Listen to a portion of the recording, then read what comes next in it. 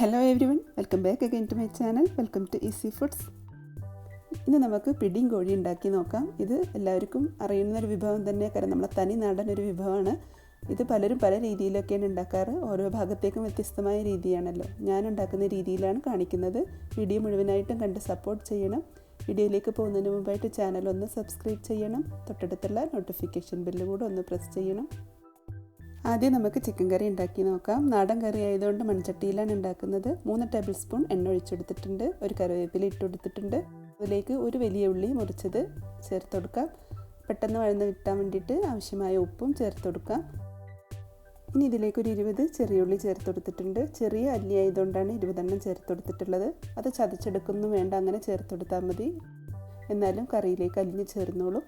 പിന്നെ ഒരു വലിയ കഷ്ണം ഇഞ്ചി നീളത്തിൽ ചെറുതായിട്ട് അരിഞ്ഞതും ഒരു 10ഓളം വെളുത്തുള്ളി നീളത്തിൽ അരിഞ്ഞതും കൂടെ ചേർത്ത് കൊടുക്കാം. പിന്നെ ഒരു 3-4 പച്ചമുളകും കൂടെ ചേർത്ത് കൊടുക്കാം. നിങ്ങളൊരു നാടൻ കറിയാണ് ഉദ്ദേശിക്കണമെന്നുണ്ടെങ്കിൽ ഇതുപോലെ ഇഞ്ചിയും വെളുത്തുള്ളി നീളത്തിൽ തന്നെ അരിഞ്ഞ് ചേർക്കണം. നമ്മൾ ചതച്ച് ചേർക്കുമ്പോൾ അതിന് വേറൊരു രുചിയാണ്. ഇതുപോലെ അരിഞ്ഞ് ചേർക്കുമ്പോൾ അതിന് വേറൊരു രുചിയാണ്. അതുകൊണ്ടാണ് നമ്മൾ ഓരോ കറിയിലും ഓരോ രീതിയിൽ ചേർക്കുന്നത്. ചിലതിൽ നമ്മൾ ചതച്ച് ചേർക്കും, ചിലതിൽ അരിഞ്ഞ് ചേർക്കും, ചിലതിൽ അങ്ങനെ ചേർക്കും. അപ്പോൾ ഓരോന്നിനും ഓരോ വ്യത്യസ്തമായ രുചിയാണ്. അപ്പോൾ നിങ്ങൾ ഈ കറി ഉണ്ടാക്കുമ്പോൾ ഇതുപോലെ തന്നെ ചെയ്ത് നോക്കുക. ഇനി വൃത്തിയാക്കിയ ചിക്കൻ ഒരു 450 ഗ്രാമോളം കാണും. അത് ഇതിലേക്ക് ഇട്ടിട്ട് നന്നായിട്ട് ഇളക്കി കൊടുക്കുക. അതിനുശേഷം നമുക്ക് മസാലപ്പൊടി ചേർത്ത് കൊടുക്കാം. 2 സ്പൂൺ കാശ്മീരി ചില്ലി പൗഡർ ചേർത്ത് കൊടുത്തിട്ടുണ്ട്. 1.5 സ്പൂൺ മല്ലിപ്പൊടി ചേർത്ത് കൊടുത്തിട്ടുണ്ട്. 1/2 സ്പൂൺ മഞ്ഞൾപ്പൊടി, ഒരല്പം ഗരം മസാല കൂടെ ചേർത്ത് കൊടുത്തിട്ടുണ്ട്. ഇനി ചിക്കനും മസാലയും കൂടെ ചേർത്തിട്ട് ചെറിയ തീയിലിടാൻ ശ്രദ്ധിക്കണം. എന്നിട്ട് നന്നായിട്ട് വെള്ളം ഒഴിച്ചു കൊടുക്കുന്നതിൻ്റെ മുമ്പ് തന്നെ മസാലയും ചിക്കനും നന്നായിട്ടൊന്ന് വഴറ്റിയെടുക്കണം. ചെറിയ തീയിലിട്ടിട്ട് വേണമെങ്കിൽ നമുക്കൊന്ന് അടച്ച് വെച്ച് കൊടുക്കാം. നന്നായിട്ടൊന്ന് മസാലയൊക്കെ ചിക്കനിലേക്ക് പിടിക്കട്ടെ. കാശ്മീരി ചില്ലി പൗഡർ ആയതുകൊണ്ടാണ് നമ്മൾ 2 സ്പൂൺ ചേർത്ത് കൊടുത്തിട്ടുള്ളത്. സാധാ മുളക് പൊടിയാണെങ്കിൽ 1 സ്പൂൺ ചേർത്ത് കൊടുത്താൽ മതിയാവും, അല്ലെങ്കിൽ എരിവ് കൂടിപ്പോവും. ഇപ്പം നല്ലോണം ചിക്കനും മസാലയൊക്കെ ചേർന്ന് നല്ലൊരു മണം വരുന്നുണ്ട്. ഇപ്പോൾ ഇതൊരു ഏകദേശം ഒരു 1/4 വേവായിട്ടുണ്ടാവും ചിക്കൻ. ചെറിയ തീയിൽ നമ്മൾ അടച്ച് വെച്ചിരിക്കുകയല്ലേ. അപ്പം ഇനി ഇതിലേക്ക് ഒരിക്കലും നോർമൽ വെള്ളം ഒഴിച്ചു കൊടുക്കരുത്. തിളച്ച വെള്ളമാണ് ഒഴിച്ചു കൊടുക്കേണ്ടത്. തിളച്ച വെള്ളം ഒഴിച്ചു കൊടുത്തിട്ട് നമുക്ക് ചിക്കനൊന്ന് വേവിച്ചെടുക്കാം.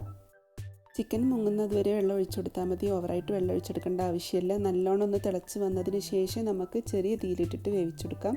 മൺകല്ലാണ്, പെട്ടെന്ന് ചിലപ്പോൾ അടി പിടിക്കാൻ ചാൻസ് ഉണ്ട്. അതുകൊണ്ടാണ് ചെറിയ തീയിലേക്ക് മാറ്റി വേവിച്ചെടുക്കുന്നത്. ഇനി നമുക്ക് ചിക്കൻ വേവുന്നത് വരെ ഒന്ന് വെയിറ്റ് ചെയ്യാം. ഇനി നമുക്ക് നമ്മുടെ കറി ഒന്ന് തുറന്ന് നോക്കാം. ചിക്കനൊക്കെ നന്നായിട്ട് വെന്ത് കിട്ടിയിട്ടുണ്ട്. നല്ലൊരു നാടൻ കറീൻ്റെ സ്മെല്ല് വരുന്നുണ്ട്. ഇനി ഇതിലേക്ക് 1 സ്പൂൺ വലിയ ജീരകം പൊടിച്ചതും കൂടെ ചേർത്ത് കൊടുക്കാം. ഈ സമയത്ത് ചേർത്ത് കൊടുത്താൽ മതി, നേരത്തെ തന്നെ ചേർത്ത് കൊടുക്കേണ്ട ആവശ്യമില്ല. വലിയ ജീരകം പൊടി ചേർത്തിട്ട് ഒരു മിനിറ്റോളം ഒന്ന് അടച്ച് വെച്ചെടുക്കാം. ഇതിലേക്ക് നമുക്ക് 1/4 സ്പൂണോളം കുരുമുളക് പൊടിച്ചതും 1 കപ്പോളം തേങ്ങാപ്പാലും കൂടെ ചേർത്ത് കൊടുക്കാം. എല്ലാം കൂടെ നന്നായിട്ടൊന്ന് മിക്സ് ചെയ്യാം. ഒന്ന് നന്നായിട്ട് തിളക്കുമ്പോഴേക്കും നമുക്കിതിലേക്ക് കറിവേപ്പിലയും മല്ലിയിലയും കൂടെ ചേർത്തെടുക്കാം. നമ്മുടെ പിടിയിലേക്കുള്ള നാടൻ ചിക്കൻ കറി റെഡിയായി.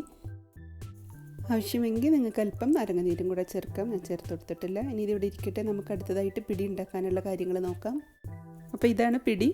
പിടി ഉണ്ടാക്കാൻ വേണ്ടിയിട്ട് നമ്മളൊരു പാന് ചൂടാക്കിയിട്ട് 1 കപ്പ് അരിപ്പൊടി അതിലിട്ടിട്ട് നന്നായിട്ടൊന്ന് വറുത്തെടുക്കണം.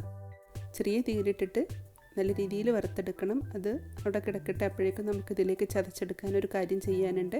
1/2 കപ്പ് തേങ്ങ, 1/2 സ്പൂൺ ചെറിയ ജീരകം, കുറച്ച് ചെറിയുള്ളി, 2 അല്ലി വെളുത്തുള്ളി അല്ലി, ഇതെല്ലാം കൂടെ ഒന്ന് ചതച്ചെടുക്കണം. അരയണ്ട, ഒതുക്കിയെടുത്താൽ മതി. ഇതുപോലെ ഇത് നമുക്ക് മാറ്റി വെക്കാം. നമുക്ക് അരിപ്പൊടി നന്നായിട്ട് വറുത്തെടുക്കാൻ നോക്കാം. അപ്പോൾ നന്നായിട്ട് വറുത്ത മണമൊക്കെ വരുന്നുണ്ട്. ഇനി ഇതിലേക്ക് നമ്മൾ ഒതുക്കിയെടുത്ത തേങ്ങാക്കൂട്ടിൻ്റെ ഒരു പകുതി വറുത്തെടുത്ത അരിപ്പൊടിയുടെ കൂട്ടിലേക്ക് ഇട്ടുകൊടുക്കുകയാണ്. ഇത്രയും ഭാഗം നമുക്ക് മാറ്റി വെക്കാം. പിടി വേവിക്കുമ്പോൾ ഇട്ടുകൊടുക്കാനുള്ളതാണ്. ഇനി ഈ തേങ്ങാക്കൂട്ടും കൂടെ ചേർത്തിട്ട് ഈ അരിപ്പൊടി നന്നായിട്ടൊന്നും കൂടെ വറുത്തെടുക്കാം. അപ്പോൾ ശരിക്കും ഒരു പുട്ടിന് നനയുന്ന പാകത്തിൽ വരും കേട്ടോ.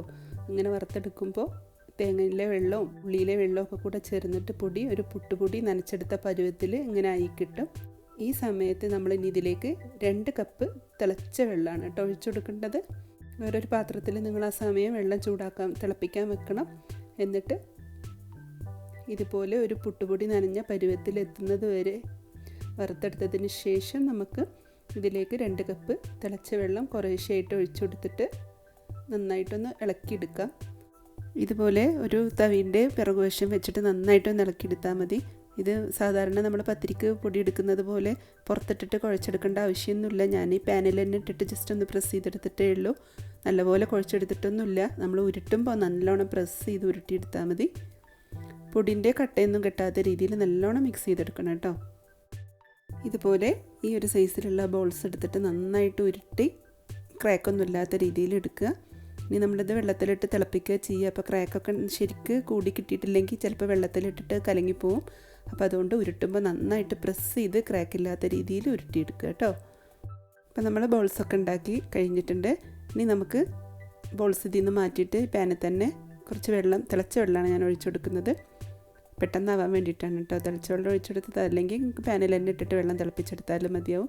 ഇനി ഇതിലേക്ക് നമ്മൾ നേരത്തെ മാറ്റി വെച്ചില്ലേ, പൊടി വറുക്കുമ്പോൾ തേങ്ങാക്കൂട്ടിൻ്റെ കുറച്ച് മാറ്റി വെച്ചില്ലേ, അത് നമ്മൾ ഈ വെള്ളത്തിലേക്ക് ഇട്ടുകൊടുക്കണം. ഇനി ഇതിലേക്ക് കുറച്ച് കറിവേപ്പില കൂടെ ഇട്ടുകൊടുക്കണം. നമ്മൾ പിടി വേവിക്കുമ്പോൾ ശ്രദ്ധിച്ചോ, നമ്മൾ ഉപ്പിട്ടിട്ടില്ലായിരുന്നു. ഞാനിപ്പോൾ ഈ വെള്ളത്തിലേക്കാണ് ഉപ്പിട്ട് കൊടുത്തിട്ടുള്ളത്. ഇനി നമുക്ക് പിടികൾ ഓരോന്നായിട്ട് ഇതിലേക്ക് ഇട്ടുകൊടുക്കാം. പിടി വേവിക്കുന്ന സമയത്ത് ഉപ്പിട്ട് കൊടുത്തിട്ടാണ് നിങ്ങൾ വേവിക്കണമെങ്കിൽ അതിന് പാകത്തിനനുസരിച്ച് മാത്രം വെള്ളത്തിലേക്ക് ഉപ്പ് ചേർത്ത് കൊടുത്താൽ മതി. ഒന്നിൽ ഒട്ടിപ്പിടിക്കാത്ത രീതിയിൽ വേണം ഇട്ടെടുക്കാൻ വേണ്ടിയിട്ട്. നമ്മൾ നന്നായിട്ട് ഉരുട്ടിയെടുത്തിട്ടുണ്ട്, അതുകൊണ്ട് ഇത് കലങ്ങിയിട്ടൊന്നും പോയിട്ടില്ല. ചിലർ ഉണ്ടാക്കിയാൽ പെട്ടെന്ന് അത് വെള്ളം തിളപ്പിക്കുമ്പോൾ അതിൻ്റെ കൂട്ടത്തിൽ അങ്ങ് മിക്സായി പോവും.